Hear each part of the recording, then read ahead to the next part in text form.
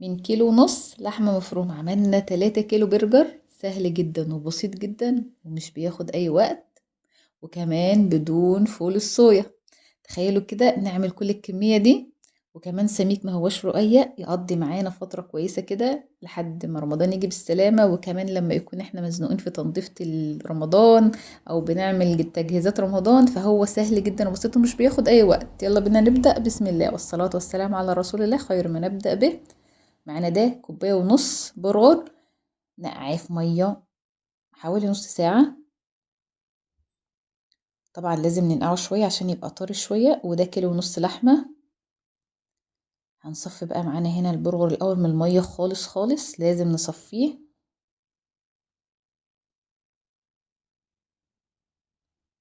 وننزل بقى عليه باللحمة المفرومة بتاعتنا. وكمان معانا 2 عدد بيضة. التزموا بالمكونات، بصراحة بيبقى طعمه رهيب جدا جدا. فلفل أسمر معلقة،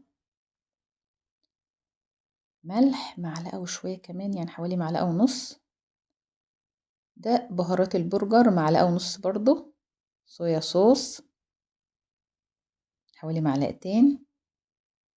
كده خلصنا كل المكونات بتاعتنا، بس مخدش اي وقت. نحاول نقلب بقى كويس جدا جدا كل المكونات مع بعضها، وبعدين نجيب الكبة الجميلة بتاعتنا كده ونديله فرمة كمان لحد ما ينعم ويبقى كله لون واحد.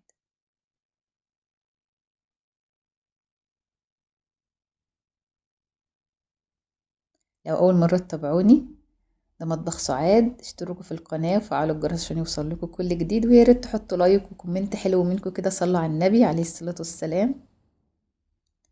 بعد ما فرمناه كويس جدا زي ما انتوا شايفين كده، احنا نسينا نحط بابريكا، فاحنا هنحطها دلوقتي تديلها ايه لون اغمق شوية، معلقة ونص.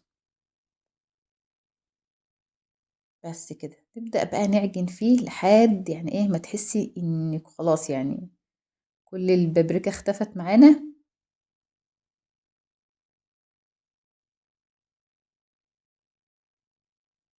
بسم الله ما شاء الله، بتبقى عجينة جميلة جدا، تحسي ان هي مش باين فيها اي برغل خالص اهيت، يعني تحسي ان كلها لحمة سهلة خالص. طبعا ممكن تسيبيه في التلاجة حوالي 10 دقايق ولا حاجة على ما ايه يتشمع كده، بس احنا هنشتغل فيه على طول. لو عندك المكبس بتاع البرجر استخدميه، مش عندك ممكن تستخدمي غطا اي برطمان يمشي الامور، يعني عادي مفيش مشكلة. هنعمل بقى كل الكمية بتاعتنا بنفس الطريقة، ونشيلها في الفريزر شوية اللي احنا هنستخدمه، وبعدين نطلعه نعمله على طول. لو انت هتعينها كلها فرزيه الاول، وبعدين ارجعي ايه على صينية، وبعدين حطيه في الاكياس اللي انت هتشيلي فيه. عملنا كل الكمية بتاعتنا زي ما انتوا شايفين، ما خدش اي وقت خالص خالص. بسم الله ما شاء الله، عامل كمية جميلة جدا جدا، وبتقضي بصراحة يعني بتقعد معانا يجي حوالي 3 ايام. وسميك جدا، يعني ايه هو سندوتش واحد كفاية. يلا بينا نبدأ. بسم الله. طبعا احنا عندنا الجريل بتاعتنا، فاحنا ايه هنستغلها اسوأ استغلال، ونحط عليها شوية زيت كده ونستخدمها. لو عندك المقلاية عادي ممكن تستخدميها. انتوا شايفين كده سميك جدا، ما هوش رقيق ولا حاجة. ونسيب الجريل كده مع نفسها. نجيب بصلتين 2 ونقطعهم شرايح رفيعة.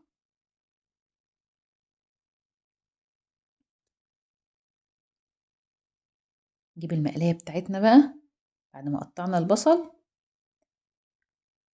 ونحط فيها ايه معلقة زبدة كده او مكعب زبدة صغير،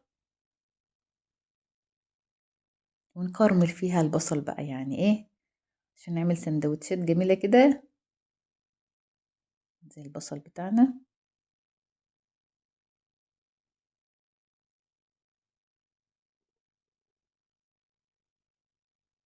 نديله تقليبة كده مع الزبدة. تعالوا شوفوا البرجر بتاعنا، زودنا واحدة بقى عشان ايه نخلص بسرعة.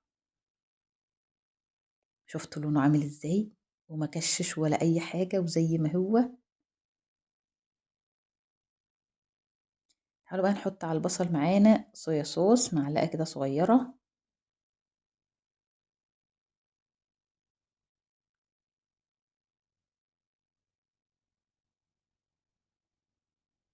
ونقلبه كويس جدا كده لحد ما ايه يدبل خالص معانا. خلاص كده البرجر بتاعنا استوى زي ما انتوا شايفين. نجيب بقى الجبنة الشيدر، جبنة مدخنة، الجبنة الموجودة عندك، ونحطها عليه كده مع بعض كده لحد ما تسيح.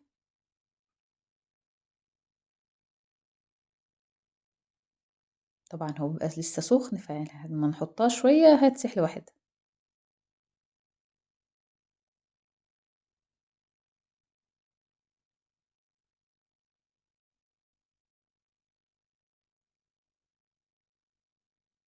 والبصل بتاعنا كده ايه نحط له ايه رشة سكر.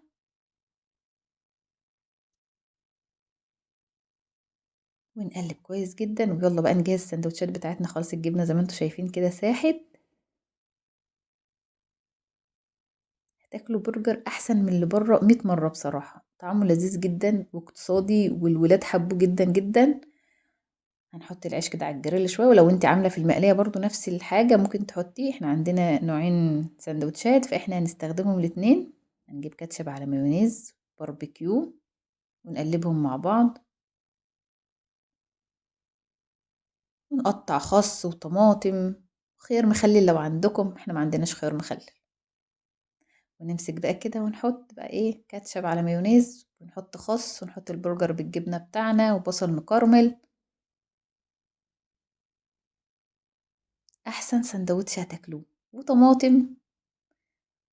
ونحط على دي برضو ايه كاتشب على مايونيز هي كمان.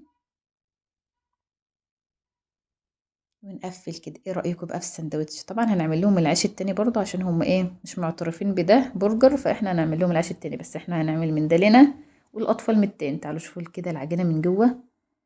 البرجر لونه تحفة وجوسي جدا وطعمه رهيب رهيب رهيب بصراحة. يلا تعالى نعمل لهم سندوتشات من البرجر. طبعا عشان يعترفوا بالبرجر لازم يكون نفس السندوتشات من بره، وعملنا لهم هم كمان. وعملنا بطاطس محمرة. ألف هنا وشفا على قلبكم، جربوه وقولي لي ايه رأيكم فيه. واشوفكم تاني ان شاء الله في مطبخ سعاد في فيديو جديد. ويا ريت تحطوا لايك واعملوا كومنت حلو منكم كده، حتى لو هتصلوا على النبي. لو عجبكم الفيديو اشتركوا في القناة لو كنتوا لسه ما اشتركتوش. ايه رأيكم بقى في الجمال ده؟ يستاهل كومنت ولايك منكم. اشوفكم تاني ان شاء الله. مطبخ سعاد كل عام وانتم بألف خير يا رب.